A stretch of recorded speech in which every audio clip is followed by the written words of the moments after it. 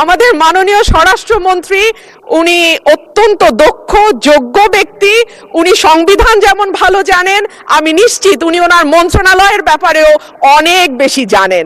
সে কারণেই একেবারে সম্পূরক প্রশ্ন ঠিক ওই মূল প্রশ্নের আঙ্গিকে না হলেও আমি মাননীয় স্বরাষ্ট্রমন্ত্রীর দৃষ্টি আকর্ষণ করে বলছি, বাংলাদেশের মানুষের কপাল এমন যে মরার উপর খাড়ার ঘা সব সময়ই থাকে।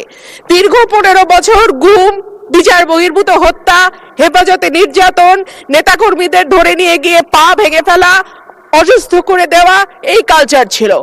এরপরে অন্তর্বর্তীকালীন সরকারের সময় মাননীয় স্পিকার আমরা দেখলাম মব কালচার।